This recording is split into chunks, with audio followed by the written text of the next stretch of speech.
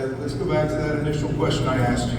Would you please give us an overview of what Polysign does and how its custody solution is SEC compliant? I'd be happy to. I just want to say, Deb, so thanks again for having me. I'm sorry I'm not there. XRP in Las Vegas, two of my favorite things in life. And I will also, full disclosure,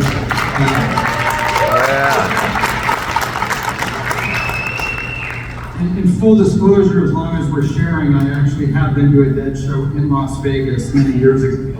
The real dead. I don't think I had one of your grilled cheese sandwiches, thankfully.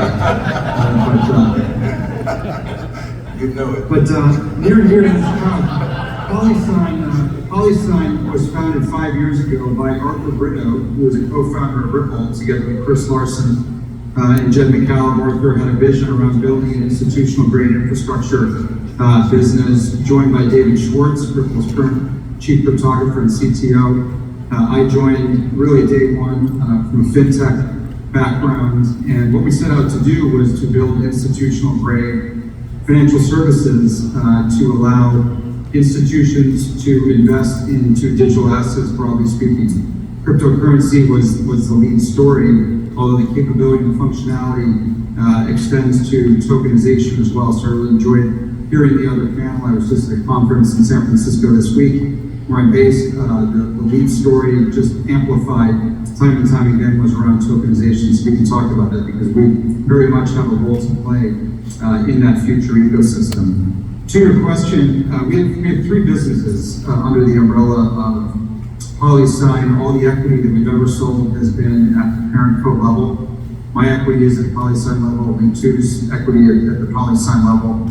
And three businesses. First off, the custody business called Standard Custody and Trust. We are a qualified custodian in New York. We meet the threshold of qualified custodian. That's ever more important given the recent SEC pronouncements, which I'll come back to.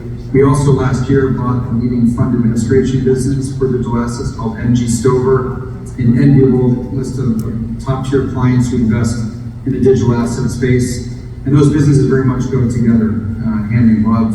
And then the third business is AtomicNet, which I call our moonshot idea, which is really to play towards tokenization, allowing for instant and atomic settlement between a very diverse group of assets. Could be crypto, could be fiat, could be a fractional interest in a private company, a real estate building, a fund, etc., and allows for the transfer of wealth in an atomic way. So in other words, everybody passes or everybody fails. And we think that we're playing a meaningful role in helping to rewrite a new operating system for capital markets.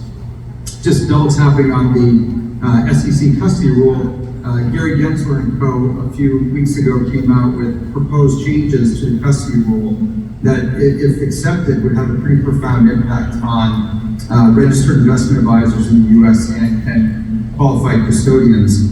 Important to note that the proposed changes, while all the talk has been around the impact on crypto, it actually would impact all qualified custodians. And particularly, I care about those in New York, like Fiduciary Trust, Brown Brothers Harriman, etc. And basically what Gensler and Co. said for the first time is that registered investment advisors under the 1940 Act can invest in crypto and digital assets. He had never said that before. So that's, I think, a big win for the industry. Second of all, he said that if you do want to invest, similar to equities, you must use a qualified custodian.